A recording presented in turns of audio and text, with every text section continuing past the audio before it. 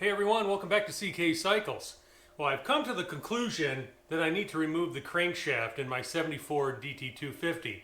This is for a couple of reasons. Number one, the engine had water in it when I got the bike, and I think the water had been in there for quite a while. So I think it would be prudent to replace the crank bearings just in case those got a little rust on them from having water on them for a period of time. Number two, because of that water, the oil in the engine sludged up pretty bad. And I'd like to be able to split the case and to really clean the engine cases out and get all that sludge out of the engine cases. And then finally, the sealing surface on the stator side, the left side of the engine, where the oil seals against the crankshaft itself, is pitted, and I think that's from the water penetrating into the engine from the stator cavity. So I think I need to replace the crankshaft in this engine. Also, the actual end of the crankshaft where the flywheel gets bolted on is bent. So that also I think is signifying that I need to replace the crankshaft in this engine. So what I'm going to do in this episode is to get the engine case removed from the bike itself and get it over on my workbench. And then I'd like to split the engine case and get everything disassembled so I can fully inspect what's going on and then get some parts ordered.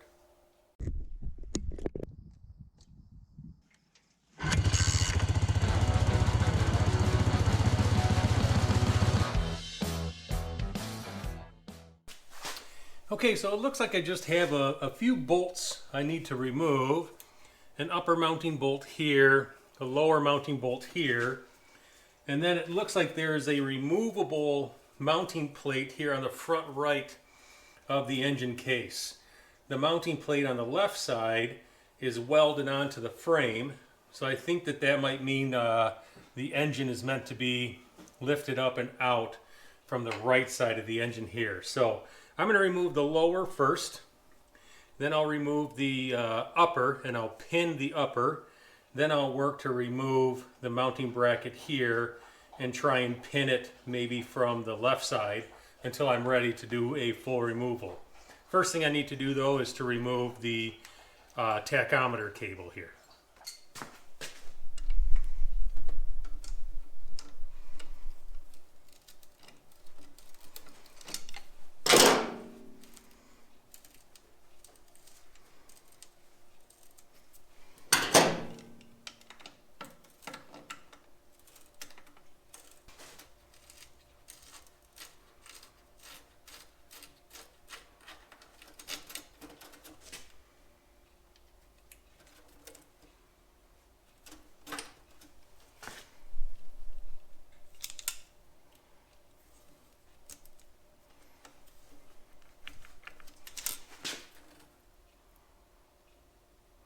Looks like that tachometer cable might be broken, rusted out.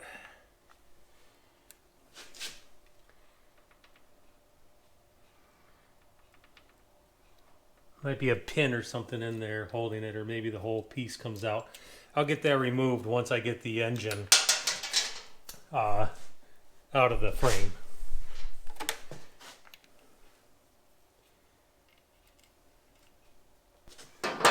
Okay, I'm going to move on to the lower mount now.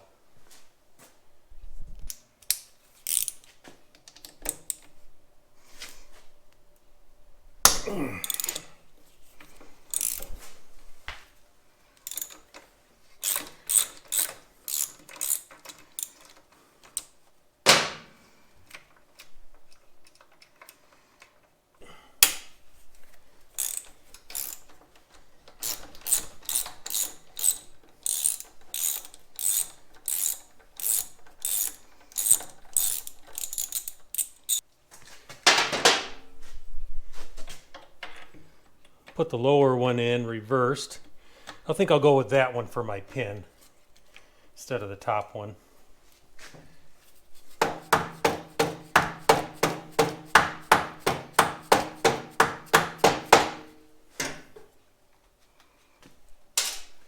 Oh, you know what I forgot to do?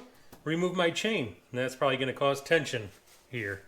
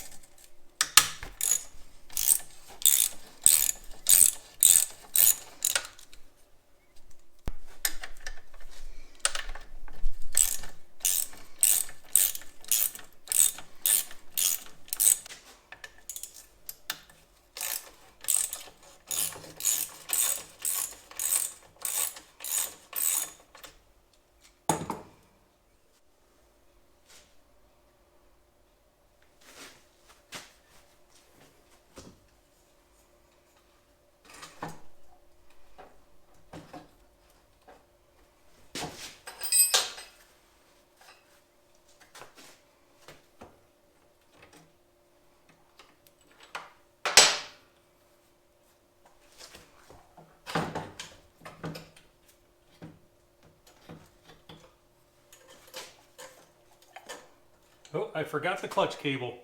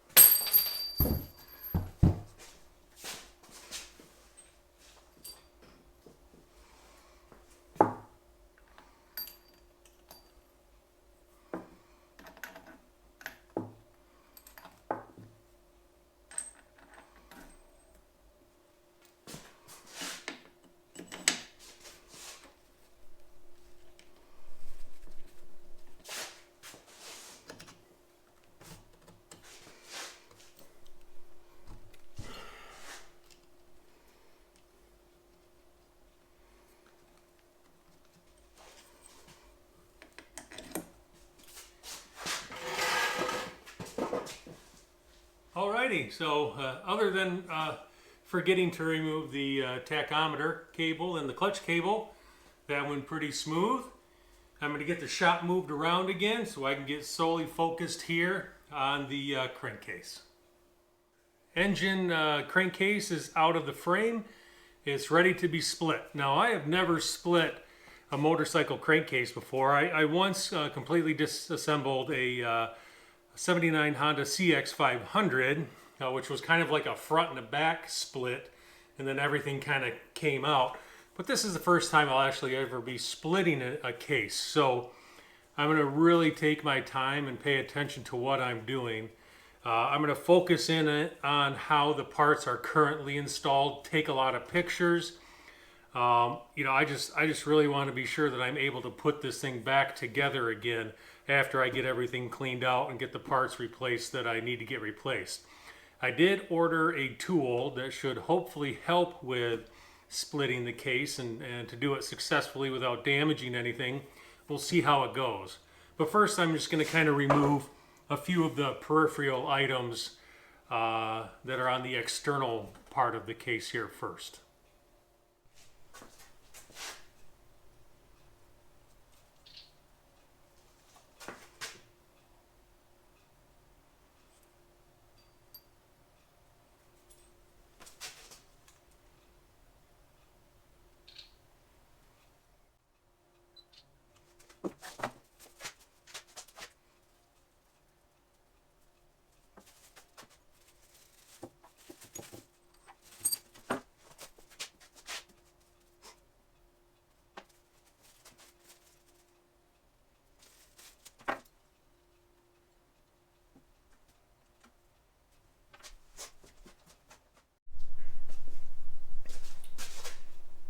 Just remove my shift shaft and it looks bent.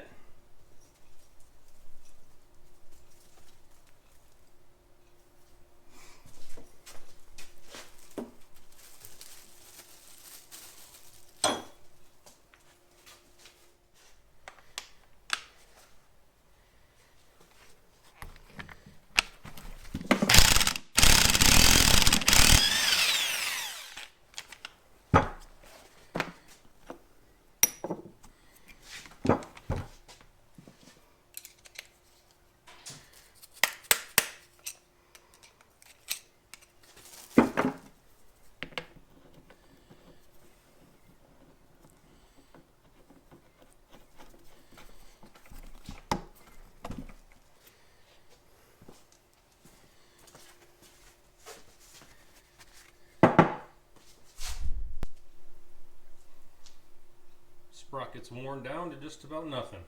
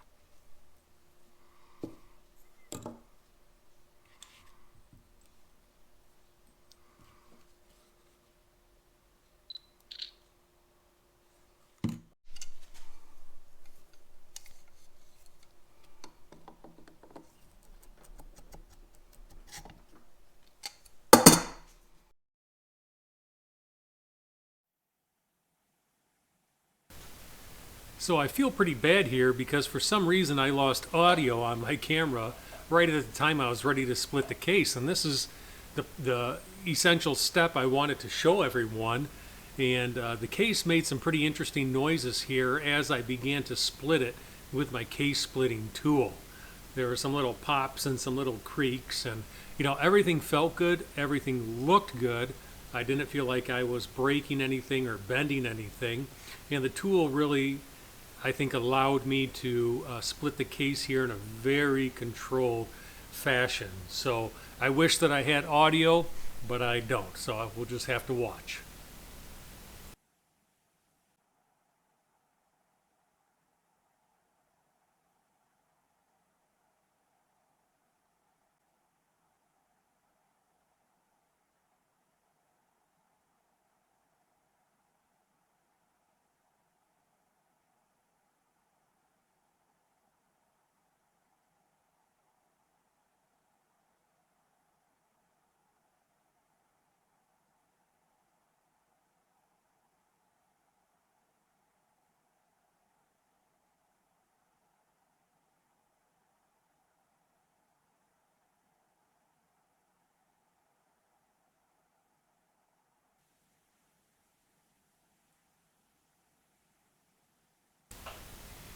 I tried hard in this process to go slow and to take my time. I didn't want to break anything, I didn't want to bend anything, and I also just didn't want the cases to fly apart. I wanted to be able to remove them slowly so that most of the pieces hopefully would stay in place, because I wanted to take a series of photographs to really document what the transmission looked like, where the shifting fingers, the shifting arms were, just so I can be sure that when I put the case back together, it looked just like it does here as I take the case apart.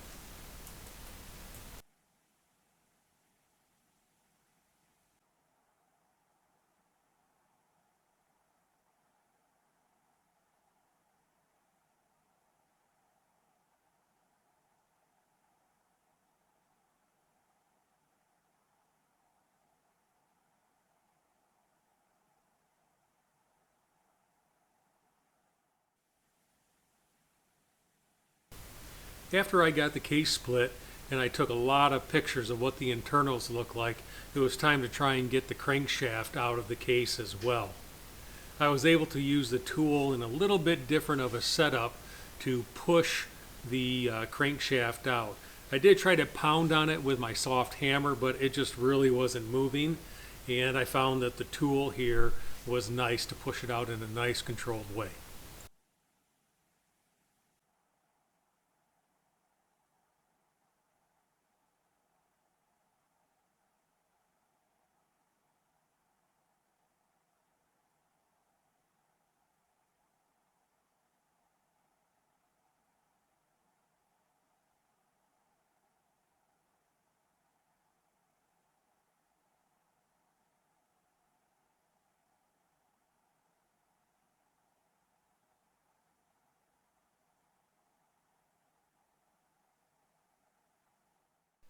All right, everyone. Well, there you go. One case split.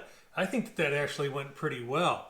The case splitting tool I purchased, it was pretty cheap, pretty affordable, and I think it definitely helped in this process. So I just didn't sit here and just, beat on this thing to try and get it apart. It actually was able to be taken apart slowly and evenly. So I'm very happy with that purchase. As you can see in this case, it's sludged up pretty good. I think in the next episode, I'm going to work to get the bearings out.